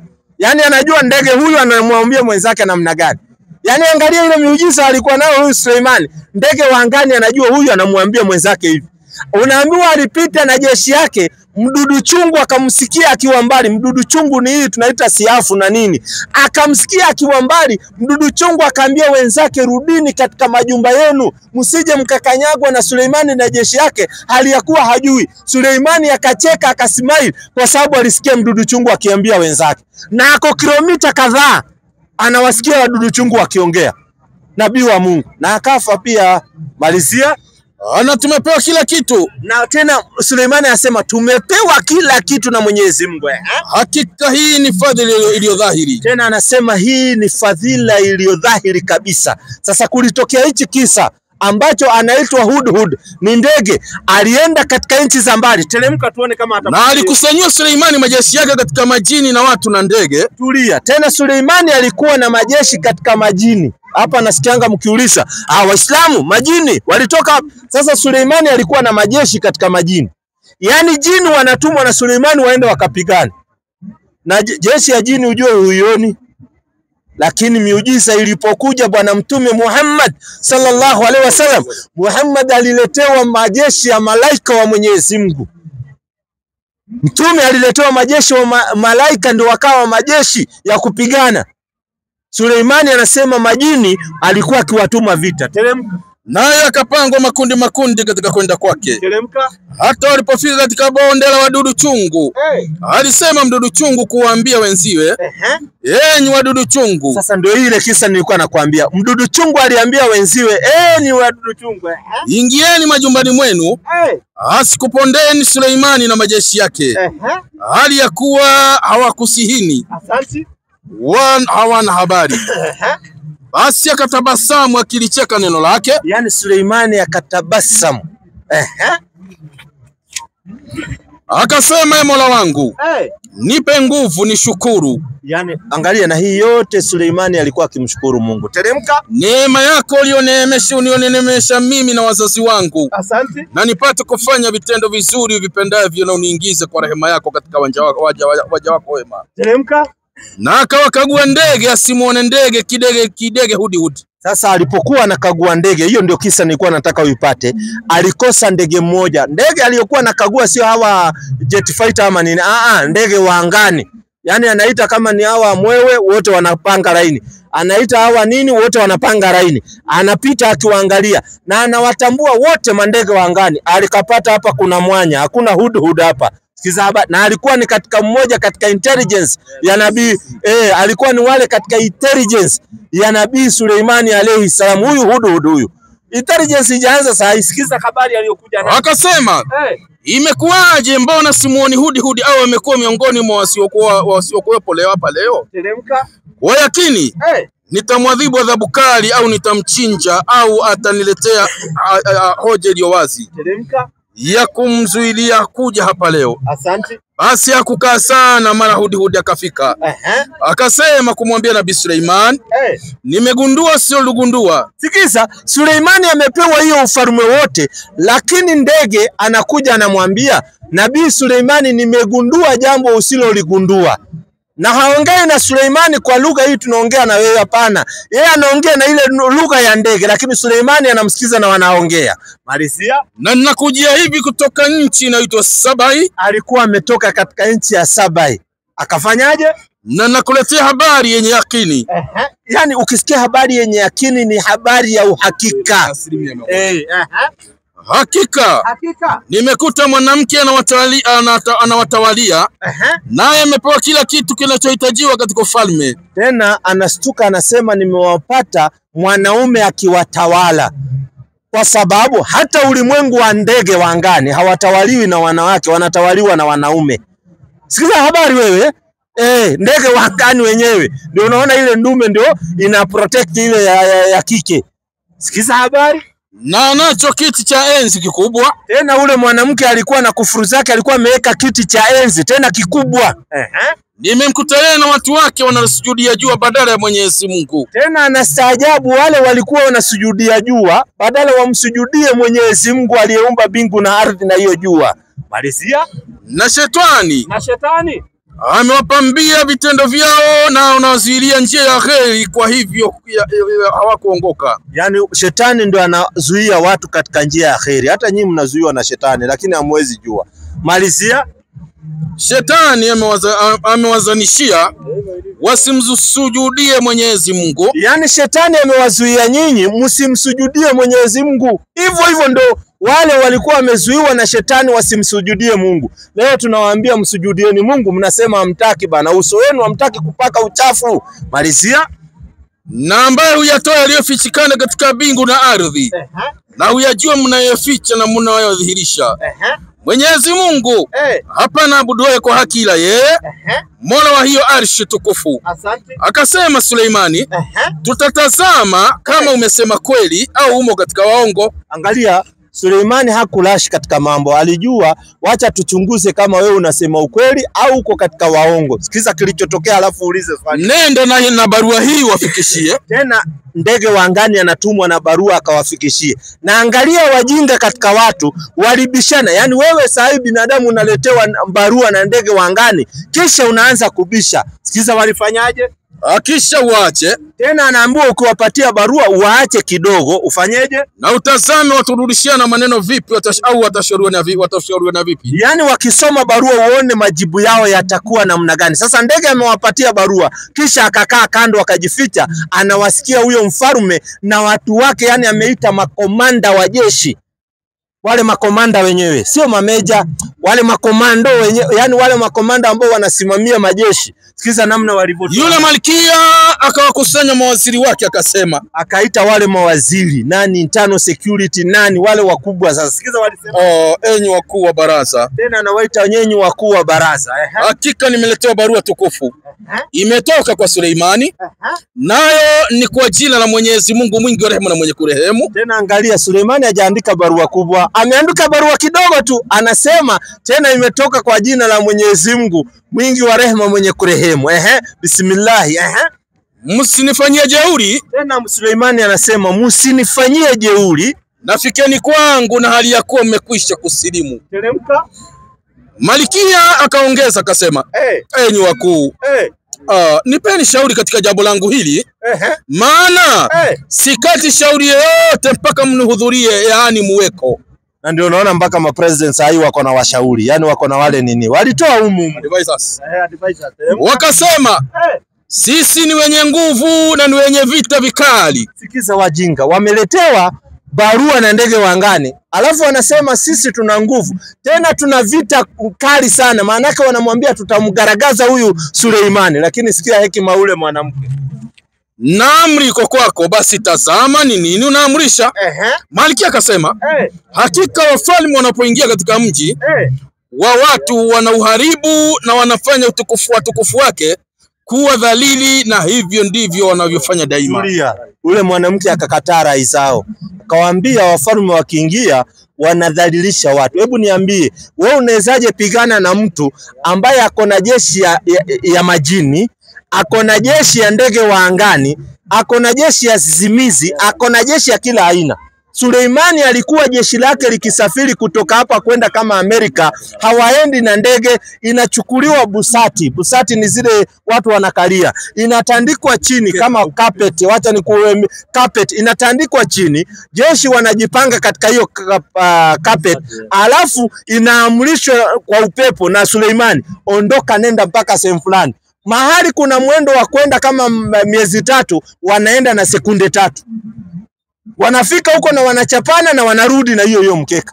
Alafu anasema ati tutapigana. Kisa ni kirefu, ningekuteremshia uone. Leo China waliposoma hii aya wakakuja na ugunduzi, kwa sababu katika nyumba ya Suleimani ilikuwa imewekwa kioo katika ardhi. Unapokanyaga unaona kama unaingia ndani ya bahari, wakati ni kioo. Leo China wameweka kioo ya aina hizo, wanawekea watu, wanaleta hata hapa Kenya ziko. Yani wewe ukiweka kwa nyumba una change tu, unaona ni kama maji inakuja hivi, ama samaki wametembea na ni fro iko hapo. Wametoa wapi? Wametoa kwa hii Qur'an. Yani ugunduzi wote unafanyika duniani leo, watu wanatoa kwa hii Qur'an. Na ndio tunaambiwa ukiishi ndani ya Qur'an unapata duniani na kesho akhira, kwa sababu ufumbuzi wote umewekwa ndani ya Qur'an. Allahu Akbar. Sasa swali yako ingine gani? Muhammad amefariki, tumekuambia, na yuko Madina kama manabii wengine namna walivyofariki. Sasa hiyo mambo yanasikianga ati Muhammad aliwekwa kwa msikiti akakuliwa na umbwa, ndio amtakaje umbwa ikiingia ikiingia kwa msikiti, ati msikiti ikiingia umbwa unabomoa. Hiyo kitu ni ya ukweli? Asante sana. Swali yake anauliza vizuri. Waislamu ati Mtume Muhammad sallallahu alaihi wasallam ati alikuliwa na umbwa, ndio mkiona umbwa ati mnafukuza. Wewe hata umesikia ndogo. Mimi kabla sijasilimu nilisikia ati alikuliwa na nguruwe. Unaona? So hizi zinaitwa propaganda, kwa sababu wanapojua Uislamu ndio dini ya haki, mti mwenye matunda ndio huwa unarushiwa mawe. Wasajua Uislamu uko na matunda. Hii yote ni uongo. Umbwa yenyewe Muislamu anafuga, lakini kwa masharti. Iwe ni ya kuwinda au iwe ni ya ulinzi. Na ikiingia kwa msikiti na bomolewa. Utabomoaje msikiti wa 20 million kwa sababu ya umbwa kuingia? Umbwa ikiingia inafukuzwa, mnapanguza inaoshwa pale sehemu. Yani wewe utavunjaje msikiti wa 20 million kwa ajili ya umbwa? Si sasa hata mungekuwa basi mnachukua umbwa mnarusha kwa msikiti inavunjwa. Yani wewe ujenge msikiti na 20 million, umbwa ingia alafu wewe uvunje msikiti. Subhanallah. Hii yote ni propaganda, hakuna kitu kama hiyo. Yani wewe Suleimani msikiti umejenga na 30 million, 100 million msikiti, alafu ati umbwa ingie tu alafu mbomoe msikiti. Umbwa akiingia nafukuzwa, inaoshwa ile sehemu. Allah. Hii yote ni propaganda umesikiza. Wacha hiyo, hujasikiza propaganda ziko nyingi. Kuna wengine mimi nilikuwa nasikia ati Muislamu akifa anakamuliwa matumbo yote yanatolewa kwa tumbo, yote propaganda. Ziko zimejaa hapa hata mitaani. Ati unaenda unaweka pipe hapa ati unakamuliwa. Hii yote ni kwa sababu walishindwa kitu gani wataharibu jina ya Uislamu nacho. Walishindwa. Dakika moja. Biblia inakataza mambo ya umbwa. 3:2 wa Filipi, hebu niangalilie. 3:2 wa Filipi. Unajua vitu nyingi hamjasomeshwa. Umbwa sio unakaa nayo venye wazungu wanakaa na umbwa kama pet, hapana. 3:2 wa Filipi inasema jihadharini. 3:2 inasema jihadharini na umbwa. Wewe sikiza, hii ni Biblia. Inasema jihadharini na umbwa nyinyi wa Kristo. Jihadharini na watendao mabaya. Biblia kwanza, Jihadharini na umbwa. Yaani Biblia inawaambia pia nyinyi wa Kristo jihadharini na umbwa. Jihadharini na umbwa. Jihadharini na watendao mabaya. Yaani pia mjihadhari na watu ambao wanaotenda mabaya. Kwa nini? Wajihadharini na wajikatao. Maana sisi tu tohara. Yaani sisi tu tohara. Yaani tuko wasafi, hatuhitaji sile umbwa kwa sababu umbwa anakutia najisi. Umbwa sio tohara. So hata nyinyi mfai kutembea na umbwa. Hivi umbwa huwa mnaingia nao kanisani Hapana. Hata sisi ndio hivyo, wapatikane msikitini. Hata kuku akiingia msikitini tunafukuza. Maana ile sehemu ya kuabudu, sio sehemu ya kuweka mifugo. Kwa hivyo habari ya kwamba mtume aliliwa na umbwa, Waarabu huwa hawafugi mbwa. Hiyo kwanza haipatikani. Alafu mwingine anakuambia ati aliliwa na nguruwe. Nguruwe kwanza hawezi survive Saudi Arabia juu ya joto. Nguruwe ana survive sehemu kuna baridi. Ile ni jangwani, temperature inapanda na nguruwe mwili wake karibu wote ni mafuta. Atayeyuka hata atakufa kitambo. Nguruwe ina survive huko Amerika huko kuna baridi. Ulaya huko baridi baba. Auliza swali lingine. Uliza hiyo swali lingine. Mbona wanaume kwa msikiti wanakuanga pande yao na wanawake pande yao? Asante sana. Ndio swali yako. Kwa nini wanawake wa Kiislamu wanakaa pande yao kwa msikiti na wanaume pande yao? Qur'ani 19 suratu Maryam 16. Kwa sababu ilikuwa ni sheria imewekwa ndani ya msikiti inakuwa namna hivyo. 19 Qur'ani 16. Yaani wewe unataka uchanganyishe wanadamu kama githeri na maharagwe? Yaani unaenda, hebu sasa niambie kaka, be honest. Hebu angalia. Hivi Aisha ako hapa mbele. Sawa? Aisha ni mwanamke, sawa? Alafu si unaona wanawake venye wanajaza, sawa? Maana yake kajaza vizuri. Alafu angalia, anaenda kufanya sijida, Allahu Akbar, anasafanya na mimi niko nyuma. Sasa utakuwa unakagua ama unafanya ibada shwari? Na hii macho ndio hiyo na si wanadamu. Sasa nyinyi huwa mnanishangaza mnafanya ibada namna gani? Na nyinyi mnajifanya ati mnasema ati sisi hatuna mambo ya kimwili, tuna mambo ya kiroho. Na mnazaa huku. Tunaona mkizaa tu. Na hii kuzaa ya kimwili mnazaa. Yaani dada Jeni anakuja amepiga miniskirt iko hapa. Akikalia kwa kiti kwanza hiyo miniskirt inarudi juu. Unaanza kuona kule Vietnam. Ikulu. Wacheni mchezo nyinyi, pale hakuna ibada. Ndio unaona mnastukia moto umewaka leo. Moto ni kazi ya Bwana. Hakuna, nyinyi ndio mnawasha. Yaani nyinyi mnaweka wasichana wadogo wako uchi pale. Ndio unaona Waislamu wanaume pande yao, wanawake pande yao, mkitoka endeni mkapatane nyumbani. Maana kuna kitu, kila kitu na wakati wake. Ile ni wakati wa ibada, unataka seriousness. Una concentrate. Uko na mambo pale umeconcentrate, una target ya kuongea na Mungu wako. Lakini dada akiwa alafu inafika kunafika kipindi wallahi ukitoka huko unashukuru Mungu. Ilikuanga inafika kipindi, sijui kama siku hizi mna hiyo kipindi. Father anasema sasa msalimie jirani yako mwambie unampenda. Siku hizi mna hiyo? Si ni amani ya Bwana. Amani ya Bwana mnasalimiana. Yaani na hapa kuna dada Jeni. Sasa tulikuanga unamsalimia unamwambia nakupenda. Na si ya uongo nakupenda ya kweli. Maana yake muonane baadaye. Na ni kanisani. Sasa kanisani mnaenda kuambiana mnapendana. Hiyo ni mambo ya mahaba. Mahaba yanatakana huko nyumbani shekhe. Sio nyumba ya Mungu. Ni ile amani ya Bwana, ile Yesu alituachia. Sasa wewe unaambia dada unampenda. Na mke wako ako pande hii. Naambia na mwingine. Na unaambia mwingine unampenda. Hiyo ni salamu tu. Salamu tu. Unamsalimia tu. Naye mke wako anasalimiwa na mwingine. Si tuko kanisa. Naye ule mwingine anaambia mke wako anampenda. Tusemangi hivyo. Wewe. Tunasemanga amani ya Bwana. Hawakuna, tunaambiwa msalimie jirani yako, mwambie unampenda kwa ajili ya Bwana. Hiyo kitu tulikuwa tukifanya. Alafu mke wako yuko pande hii naye anasalimiwa na kidume kingine kinamwambia nakupenda. Na wewe unasalimia mwingine nakupenda. Wewe chungeni sana. 19:16 Qur'ani, sikiza. Wako jina la Mwenyezi Mungu mwingi wa rehema na mwenye kurehemu. Namtaje Maryam kitabuni humu. Namtaje Maryam kitabuni humu ndani ya Qur'ani.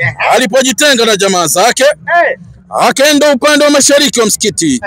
Na akaweka pazia kujikinga nao. Sikiza, Mariamu alipoingia msikitini aliweka pasia. So msikiti kama hujagawanywa na mawe, sasa teknolojia imekuja. Tulikuanga zamani tunaweka pasia, wanawake wanakuwa pande yao, wanaume pande yao. So Mariamu wakati alitangulia msikitini alivuruta ile pasia ili wanaume wawe pande ile na wanawake pande hii. Katika ibada inataka concentration.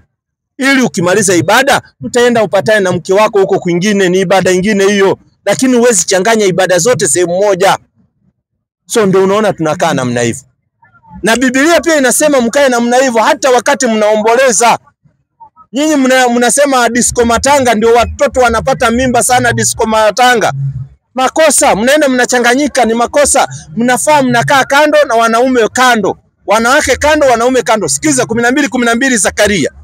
Inasema kwenye kuandika. 12:12. Nitasoma kama ilivyoandikwa. Alafu ule kaka nasikia ni kama amesilimu, na muhitaji ni kama amesilimu kimpango. Safiri. Nayo nchi itaomboleza kila jamaa peke yake. Sikiza, nayo nchi itaomboleza kila jamaa peke yake. Jamaa ya nyumba ya Daudi peke yao. Jamaa ya nyumba ya Daudi peke yao. Na wake zao peke yao. Na wake zao peke yao. Sikiza, jamaa ni wanaume wanaozungumziwa. Wataomboleza jamaa ya Daudi peke yao na wake zao peke yao. Teremka. Jamaa ya nyumba ya Nathan peke yao na wake zao peke yao.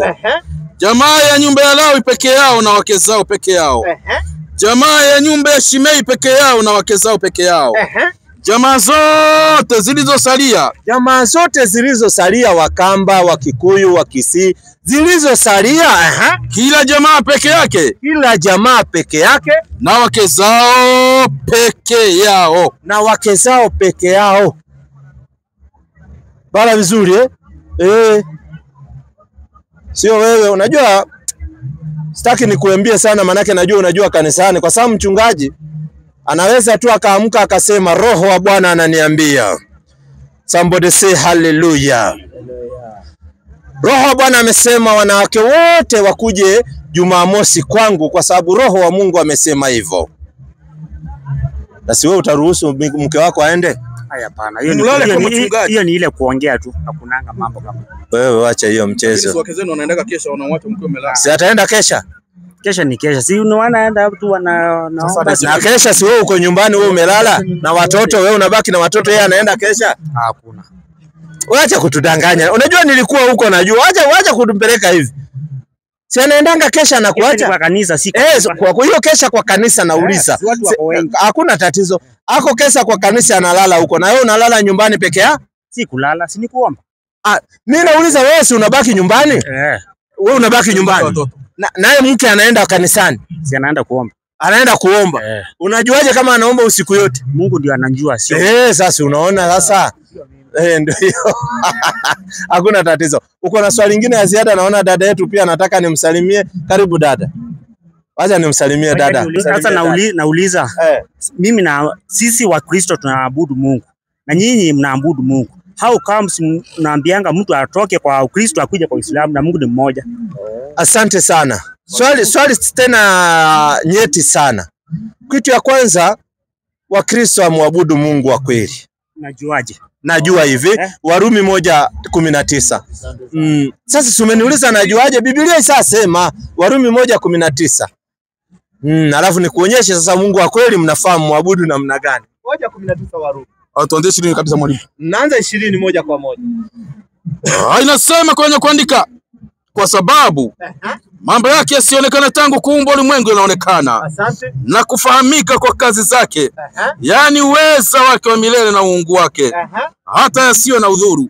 Kwa sababu walipomjua Mungu hawakumtukuza kama ndiye Mungu. Kitu ya kwanza, mlipojua Mungu hamkumtukuza kama ndiye Mungu. Malizia. Wala kumshukuru. Wala hamkushukuru Mungu. Na ndio unaonanga nyinyi baada ya mshukuru Mungu mnasema Yesu ashukuriwe. Mumemwacha Mungu, mmeweka Mungu kando. Malizia. Bali walipotea katika uzushi wao. Na mioyo yao yenye gise katika ujinga. Wakijirena kwenye ukuwa wenye hekima walipumbazika. Wakaubadili utukufu wa Mungu asiye na uharibifu kwa mfano wa sura ya binadamu aliye na uharibifu. Mukabadilisha sura ya Mungu kwa sura ya binadamu aliyo na uharibifu. Mukasema Mungu ni Yesu aliyekuja kwa sura ya binadamu. Na ndio leo ukipita kwa Wakristo wengi munasema anastahili kuabudiwa, anastahili Yesu. Badala mseme anastahili kuabudiwa Mungu, mumebadilisha ukweli ya Mungu. Munaabudu kiumbe. Unaona? Munaabudu kiumbe badala muabudu Mungu aliyeumba hicho kiumbe. Wewe si usaipita kwa Kristo na wewe ni mmoja wao, mnasema anastahili kuabudiwa Yesu. Lakini mbona nyinyi mnaabudu mfano? Allah sio Mungu. Asante sana. Sio Mungu. Ile ni mfano. Asante sana. Je, unaweza tupatia aya moja Allah ni mfano sio Mungu? Kwa sababu sisi tunakuwa na aya ambayo Allah ni Mungu. Who is Allah? Nani Allah? Kul huwa Allahu ahad. Allahu samad, lam yalid wa lam yulad wa lam yakul lahu kufuwan ahad. Huyo ndio Allah. Hakuzaa wala hakuzaliwa. Alafu yeye ni Mwenyezi Mungu mmoja peke yake. Sasa je, una andiko yoyote inayosema Allah ni mfano sio Mungu? Isiwe ni maneno ya mdomo. Kwa sababu mimi nimekupa ushahidi nyinyi hamuabudu Mungu. Ngoja sijamaliza kwanza. Ngoja kwanza. Nyinyi hamuabudu Mungu na nimekueleza. Angalia Mungu anafaa kuabudiwa aje 4:10 Mathayo. Yesu anasema ibada ya Mungu ni gani? Ndio nikakwambia muabudu Mungu. Mbona vitu viko vimenyooka? Nyinyi hamjaiabudu Mungu. Sikiza habari 4:10 Mathayo. Yesu anasema Mungu abudiwe namna gani? Inasema kwenye kuandika, nitasoma kama ilivyoandikwa. Ndipo Yesu alipomwambia, nenda zako shetani. Kwa nini? Kwa maana imeandikwa. Kwa maana imeandikwa. Msujudie Bwana Mungu wako. Angalia, Yesu anasema imeandikwa, msujudie Bwana Mungu wako. Unamsujudia Mungu namna hivi. Umwabudu yeye peke yake. Yaani Yesu anasema kuabudu Mungu lazima usujudu, upeleke uso wako chini. Na wanaofanya hichi kitendo dunia nzima ni Waislamu. Uliza, mbona hapo nje asema Allah? Imesema ngoja, imesema imesema Mwenyezi Mungu. Si ndio hiyo Mungu? Mbona ingesema Allah? Imesema Mwenyezi Mungu, ingesema Allah wewe haungekuwa Mkristo. Mwenyezi Mungu huyu ndiye nani? 17:110. Huyu Yesu anasema muabuduni Mwenyezi Mungu kwa jina, wanasema muabuduni Mwenyezi Mungu kwa kusujudu. Ndio nikakwambia nyinyi hamjamwabudu Mungu 17:110. Kwa jina la Mwenyezi Mungu mwingi wa rehema na mwenye kurehemu. Sema muombeeni Mwenyezi Mungu kwa jina la Allah. Sasa so huyo Mwenyezi Mungu jina lake anaitwa Allah. Ndio imeweka vizuri Qur'ani, mashaallah, Allahu akbar. Mwenyezi Mungu ni sifa, jina lake ni Allah. Na ndio Yesu kule amepeana sifa ya Mungu anafaa kuabudiwa kwa kupeleka uso chini, ambao wewe ulikataa. Na ndio nikakwambia hatuabudu Mungu mmoja. Ni mpaka uachane kuabudu viumbe ukuje uabudu Mungu wa kweli. Na ndio matatizo yako yatatoka. Leo matatizo kibao kwa sababu hutaki kumwabudu Mungu aliyekuumba. Mpaka utoke huko ukuje uabudu Mungu ndio utakuwa salama. So karibu sana. Na usiwe na wasiwasi, karibu sana. Dada karibu. Mimi wananiita Salim. Wewe wanakuitaje dada? Mimi wananiita Mariam. Unaitwa Mariam? Mashaallah, Muislamu Ngoja kwanza. Kristo naitwa Mariam. Marion. Unajua sasa nimesikia Mariam, sasa nikaona Muislamu. Kidogo tu tutabadilisha tu kidogo tu. Unaitwa Marion. Marion. Mbona uliza? Mbona kanisani huwa tunatoa sadaka? Na mbona msikitini mbona watoi sadaka? Asante sana. Anauliza mbona kanisani wanatoa sadaka, msikitini haitolewi sadaka. Msikiti huwa kunatolewa sadaka ila sio kama kanisani. Msikitini kunatolewa sadaka ila sio kama kanisani, kwa sababu msikiti sio entity ati ya kuenda kuokota sadaka kwa watu. Hapana, sadaka Mungu ametuambia watu ambao wanafaa kupewa na wakule. So wakiwa pale kwa msikiti watapewa sadaka, lakini sio ya kupewa viongozi peke yao. Sikiza Mungu anasemaje 9:60 Qur'an. Sikia sadaka inapewa ndani ya kitabu kisitoko na shaka ndani yake. Inapewa kina nani? Na ni mwongozo kwa mcha Mwenyezi Mungu. Na ni kiboko kwa wale walioasi sheria za Mwenyezi Mungu. Asante, muonyeshe aone vizuri, labda hajaiona Qur'an. 9:60 Qur'an inasema sadaka hupewa watu hawa. Sadaka huwa inapewa watu hawa, hata kwa msikiti huwa inapewa watu hawa. Mafakiri na maskini. So sadaka huwa kwa msikiti, na ndio unaona maskini wanakuja pale kwa msikiti, wanakaa labda pale kwa mlango ama nje, wanagojea watu wakitoka wanawapatia sadaka. So sadaka inapewa maskini na mafukara. Fukara ni yule hana mbele wala nyuma, ila nyinyi mnafanya opposite. Nyinyi kanisani mnachukua, sahi wewe labda unafanya kazi ya kuuza nguo hapa, hata ile pesa unapata haikutoshereshi maisha yako. Sasa wewe hufai kutoa hiyo sadaka kwenda kupatia tajiri ambaye anaishi Lavington. Hapana, wewe inafaa ukiona mtu ambaye yuko na shida hapa, ambaye hana chakula, mnunulie chakula. Hiyo ni sadaka. Na sadaka sio lazima pesa, hapana. Sadaka unaweza toa nguo, ni sadaka. Sadaka unaweza toa chakula, ni sadaka. Unaona? Lakini nyinyi mliambiwa lazima ati upewe mchungaji ndio Mungu akubariki. Ni uongo. Ni njia ya kutafutia watoto wao, wametafuta hiyo, ambao ni wizi wanafanyia watu. Wewe mwenyewe pesa yako ikutoshi, unatoa aje na pesa ikutoshi? Kwanza unatumia. Kwanza sadaka nzuri unaambiwa ni ile unatoa kwa familia yako, watu wanakula, wanavaa. Hiyo nzuri unaanza nyumbani, ndio utoe nje. Sasa nyinyi mnaambiwa ati lazima utoe huku. Usipatie babako anakuroga, mamako anakuroga. Urongo. Ndio utabarikiwa ukitoa huku. Ati uongo, huwezi bariko. Kwanza unaanza nyumbani. Angalia babako, angalia mamako, angalia watoto wako, wako vizuri. Sasa mkiona mko sawa, patia pia jirani. Unaangalia jirani yule ako na shida, unampa sadaka. So hii ya kupelekea wachungaji kwanza hakuna. Nilikuwa nauliza swali lingine. Mbona Waislamu huwa wanasherehekea Idi? Washerehekei tarehe 25 yenye tunasema Yesu amezaliwa. Asante sana. 51 Qur'an, piga fanusi yake. Si huwa tunasherehekea Idi kwa sababu Mtume Muhammad sallallahu alaihi wasallam alikuwa akisherehekea, iko pale. Sasa Krismasi ndio takuja tuifanyie postmortem, manake hiyo nayo balaa nyingine. Sikiza habari inasemaje? Inasema hii sura ambayo Mtume akiisoma katika hafla kubwa. Yani hii suratul Kahf Mtume alikuwa akisoma katika hafla kubwa. Na sala kubwa. Kama sala zaidi. So Mtume Muhammad sallallahu alaihi wasallam alikuwa akienda katika sala zaidi, alafu watu ndio wanasherehekea Idi. Idi Waislamu tuko na Idi mbili, lakini ziko tatu kwa sababu kila Ijumaa ni Idi. Unaona? Lakini zile ambayo tuna ni mbili. Saa hii tumetoka Idi ya kufunga mwezi wa Ramadhani ambayo inaitwa Idi Fitri. Unaona, kuna fitri tunatoa kwa ajili ya wale maskini pia nao washerekee katika ile Idi. Yani ni Idi ya kugawa, kila mtu apate kitu. Kisha tuko na hii Idi ya kuchinja ambayo inakuja. Idi ya kuchinja hii inayokuja. Adha ya kuchinja ndio inakuja hii.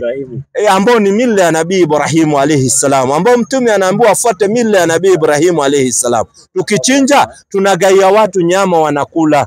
Unaona? Na hii nyama haiwi kwa kafara yoyote, kwa sababu kuna watu wengine wana fikra mbovu. Hii nyama inakuwa ni ya kusherekea kwa ajili ya Idi ya watu wanasherekea, ndio unaona tunagawa. Kuna nyama ambao tunachinja kwa ajili ya kafara.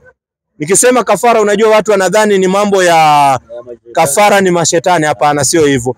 Wewe saa hii ukiwa Muislamu, ukipata kijana, ukazaa kijana, inafaa umchinjie mbuzi mbili au kondoo mbili. Inaitwa hakika.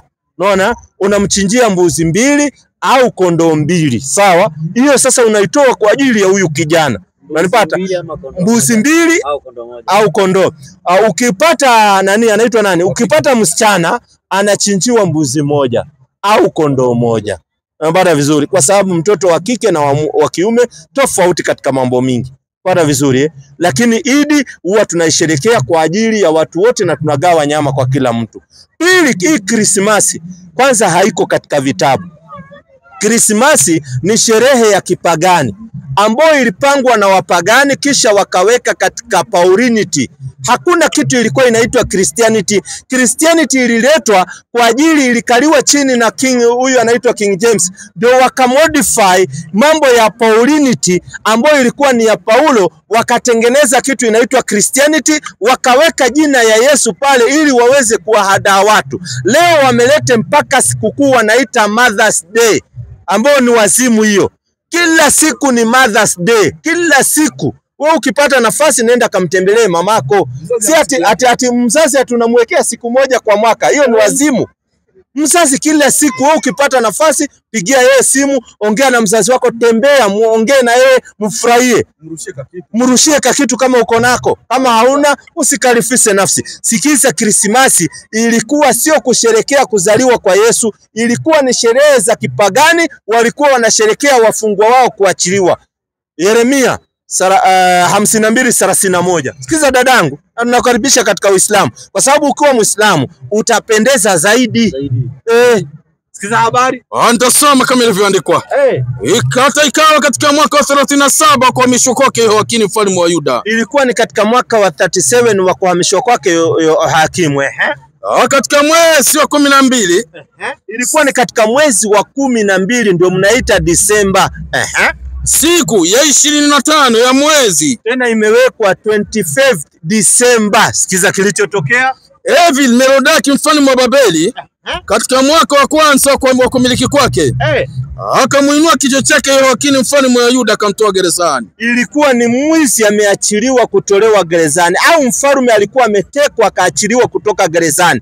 Watu wake wakafurahia 25th December. Alafu Mkenya naye anasherekea bila kujua, na ukimuuliza anakuambia do not interfere with the Holy Spirit. Sisi tunafanya anachosema Roho. Kumbe hakuna story. So wewe hiyo miaka yote umesherekea Yesu hajazaliwa mwaka hiyo. Hakuna kalenda inapeana date aliyozaliwa Nabii Isa ibn Maryam, haiko. Hata Good Friday, Easter Monday, hizo zote ni sikukuu za upagani zikawekwa katika Christianity wakati walimodify kutokana na Paulinity iliyokuwa inaongozwa na Paulo. Swali lingine nilikuwa nauliza.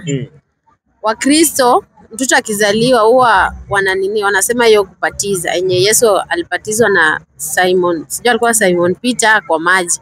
Mbona Waislamu huwa wapatizi? Waislamu hatubatizi, nipe impilimato hapo, hatubatizi watoto kwa sababu kwanza watoto hawana dhambi. Mtoto hana dhambi. Kuna watu katika Uislamu hawaandikiwi hata dhambi. Mtu wazimu haandikiwi dhambi, hana dhambi wazimu.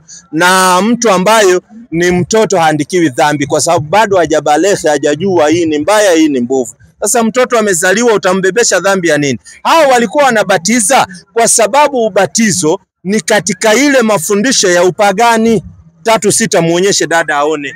Inasema ibada. Hii ni commentary katika kitabu cha Imprimanto cha Wakatoliki ambao ni Biblia. Wakatoliki iko na vitabu 78 tofauti na hii ingine iko na vitabu 66 ambao Wakatoliki ndio baba na mama ya Ukristo.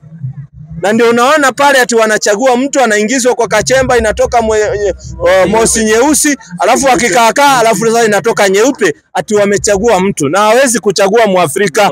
Nani huyo anaweza kuita Muafrika mtakatifu?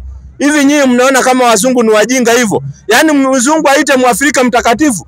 Wanachaguanga wazungu wenzao, na ndio unapata Muafrika ako hapa anasema baba mtakatifu. Yaani anaita mzungu mtakatifu. Lakini wao wazungu hawezi chagua Muafrika wamuite mtakatifu. Kwa sababu wajungu wanajua hii ni mchezo tu anawafanyia Afrika. Yaani na ndio unaona ule Mnigeria, father alikuwa amesimama, ule Mnigeria wanamuita father, alikuwa amesimama ule Mnigeria, waliangalia wakaona hii ngozi nyeusi hatuwezi chagua sisi. Wakachagua mtu wa kutoka huko Amerika huko. Sasa hao Afrika walipochaguliwa, Afrika wanasema baba mtakatifu. Mtakatifu ni Mungu. Sikiza habari, kwa nini hatubatizi? Muonyeshe aone commentary wanasemaje hapo. Ibada ya kutosa watu mwilini majini. Yaani hiyo ibada ya kubatiza kuweka watu katika maji. Ni mfano wa utakaso. Ni mfano wa utakaso, naambiwa dakika 20. au kujitengeneza upya, au ni kitu wanasema kujitengeneza upya, ndio unasikia mtu anasema I'm born again. Ibada kama hiyo, ibada kama hiyo ya kuweka watu majini ya kubatiza ilijulikana na kutendeka katika dini za kipagani. So wale wanaobatiza ni wapagani. Ndio unaona Waislamu hatuwezi batiza watoto kwa sababu sisi sio wapagani. Na nilikuwa nauliza for example, ukwe Mkristo na unataka kusilimishwa, ukienda mosque utalipishwa ama ni bure? Yaani kusilimu, sikiza sasa, kusilimu ni bure, hakuna membership card, hakuna kuandikwa kwa kitabu ati kila mwisho wa mwezi huo unatoa fungu la 10. Waislamu tunatoa kitu inaitwa zaka kwa mwaka mara moja wakati uko na uwezo, na ukitoa unapatia bado maskini. Pili, ukisilimu kufunzwa dini ni bure, na unafunzwa hapa karibu. Kama wewe ni mtu wa area, tunakufunza hapa katika sehemu inaitwa Mkuru kwa Ruben for free. Kama we hauko area, uko mambo ya town center, unaenda town Nairobi, unaenda Jamia Mosque, ni free. Mtu kusoma dini Jamia Mosque ni free. Kitabu unapewa pale free, kalamu free, hata hapa ukienda ni free kusoma. Na unasoma ile masaa utapata. Yani kuna walimu wamejitolea kwa ajili ya hiyo. Yani dini haiuzwi. Kuna Waislamu ambao Allah amewajalia wana uwezo, wanawalipa wale wa walimu, wanafunza watu dini bure. Na wananunua vitabu. Na wananunua vitabu. Hata juzi tulikuwa tunaokota vitabu vya sala. Ukisilimu kitabu ya sala unapewa bure, juzu ama unapewa bure, Qur'ani yenyewe unapewa bure. Hata sasa nitakupa Qur'ani moja tena free uende usome tafsiri. Kama wewe ni mzuri kwa Kiingereza nakupa ya Kizungu, kama ni ya Kiswahili nakupa ya Kiswahili. Ni venye tu utataka. Ni free. Utanipa ya Kiswahili. Nitakupa ya Kiswahili. Tena tayari nampa saa hii. Apate yake ya Kiswahili. Ndio hii. Tena kuna ndugu zetu wametoa hii nini ya Kiswahili, unaenda unasoma. Tena unaona Qur'ani tukufu. Unaenda unasoma vizuri, unaiweka vizuri, usiwekelee vitabu vingine juu wala usiweke chini ardhi, unaiweka mahali juu kwa shelf hivi, unasoma pole pole, utaelewa. Hizo ni mpya kabisa na ni free, ulipishwi. Na ni free. Unajitolea karatasi mwenyewe kwa raha zako, unasoma dini. Unapata, na ukitaka kusilimu ni free pia kusilimu. Hakuna kulipishwa. Nitasilimu juu kanisa sasa imekuwa mambo mingi. Unaona kanisa, uko tayari kusilimu ama hata hapa unasilimu? Mimi niko tayari, sasa bado sijavaa hizo manini. Unasilimu alafu tunakutafutia buibui unavaa. Kusilimu ni maneno yanatoka katika moyo wako. Usakubali kusilimu bila kulazimishwa na mtu. Uko tayari? Niko tayari kusilimu. Haya. Chukua kidole hivi. Inaitwa kidole ya shahada. Kuna watu wanakuulizanga, utawasikia pale, mbona mnaambia mtu achukue kidole? Kidole ni kidole ya shahada hii. Yani umekubali Mungu ni mmoja, ndio inaitwa shahada. Na hii ndio hata ukienda atahiyatu ndio unatoa hii kidole. Unaona ni ya shahada. Fanya hivi. Sema Bismillahi Rahman Rahim Ashhadu an la ilaha illa Allah wa ashhadu anna Muhammadan Rasulullahi. Sema nakiri kwa moyo bila kulazimishwa na mtu kuwa Muislamu. Sema nakiri kwa moyo na kutamka kwa ulimi ya kwamba hapana mola apasaye kuabudiwa kwa haki isipokuwa Mwenyezi Mungu mmoja tu. Sema nakiri kwa moyo na kutamka kwa ulimi ya kwamba hakika ya Muhammad ni mtume wa Mwenyezi Mungu. Nakiri na kuamini. Basi kwa hayo maneno machache usakuwa Muislamu. Yani hakuna muzito unawekewa, hakuna kukuweka kwa maji. Saa hii kama ni huko ungekuwa unataka kwenda, ungewekwa kwa maji na kuna baridi upate limuni ya bure. Yani kwa maneno machache unakuwa msafi. Sasa kilichobaki ni jina tu, kwa sababu hayo majina ambao ulikuwa unaitwa, umesema ulikuwa unaitwa nani? Nilikuwa naitwa Marion. Marion, unajua maana yake? Sijui. Unaona ujui. Hata mimi nilikuwa naitwa Peter. Unaona, hata niko kwa process ya kubadilisha vitambulisho yangu na nini. Najua lazima uchukue affidavit kwa lawyer, kwa sababu huwezi badilisha hivi Kenya tu majina, utasemekana wewe ulikuwa mwizi unabadilisha hivi hivi. Pana kuna process, lazima uende kwa affidavit uchukue kwa lawyer, alafu ndio ipitishwe, uchukuliwe fingers ziangaliwe na nini, unaona, ndio ubadilishiwe kitambulisho. Unaona? Alafu kuna document zingine ndio zibadilishwe. Nilikuwa ninaitwa Peter Ngugi wa Nyoike. Sasa niliposilimu nikachukua Salim. Ukiniona hivi, mimi sio mtu nimezaliwa ati katika Uislamu, hapana. Mtu amesilimu kisha naendelea kusoma dini. Mimi ni talibul elimu, bado naendelea kusoma dini, na kwa sababu dini unaendelea kusoma. Unapata vizuri. Na usijalishwe ati kwa sababu umepata watu katika Uislamu wanajua hujui, hapana. Katika Uislamu hakuna haya. Unauliza kile kitu hujui. Unapata nafasi, ukipata mwanamke Muislamu namuuliza hii inafanywa hiyoje na hii na hii na hii na hii. Na ndio tunahusia watu kusoma, kwa sababu kusoma ni bora zaidi. Usije ukaambiwa ati Uislamu nasema hivi, wewe unafanya tu blindly, ni makosa. Lazima uwe umesoma kitu ndio uwe unakitekeleza. So kusoma ni free. Ungepanda jina gani katika Uislamu? Kuna Maryam, kuna Aisha, kuna Fatma, kuna Zainab, kuna majina mazuri sana. Kuna Zahara, unaona, kuna Harima, naona majina mazuri, kuna Rukeya, naona majina mazuri katika Uislamu. Kuna Maryam, majina mazuri ya ile unayotaka. Aisha nini, ungependa jina gani katika Uislamu? Watu wakikuita wanajua Muislamu dada yetu huyu. Kwa sababu Waislamu wote ni ndugu. Yaani mbapote utakapoona Muislamu ujue ni ndugu yako. Na ndio unaona kuna watu ambao akili zao kidogo wasiendi vizuri, wanashangaa wakati tunafanyia ndugu zetu wa Palestina dua na Gaza na wapi, tunafanyia dua kwa sababu wamedhulumiwa na Allah anawalipisha. Ndio unaona moto inatoka chini na wachoma hao watu wanaofanya ufisadi katika ardhi ya Allah. So Muislamu yote, Muislamu akiguzwa sehemu tunafili, kwa sababu zote ni mandugu. Waislamu ni mandugu. Na wewe umekuwa ndugu yetu katika Uislamu, dada yetu katika Uislamu. Chochote kitakachokutokea inakuwa ni responsible yetu sisi kukushikilia, kusimama na wewe, kutambuana katika masuala kama hayo. Ningependa niitwe Halima. Halima, mashaallah. Mashaallah. Karibu sana Halima. Sasa wewe ni Muislamu dada yetu, utaongea na huyu kaka ndio achukue contact zako, tujue vipi utapata masomo. Tena ni free, usiwe na wasiwasi. Sawa kana yeye hapo Chomoka nani Yusufu Chomoka, uzungumze naye vizuri uone nini. Naambiwa pia time ni nini. Alafu ngoja kidogo, ngoja kuwa mpole tu, kwa mpole tu, usiwe na wasiwasi. Nataka iko wapi? Usiwe na wasiwasi, pole tu hiyo.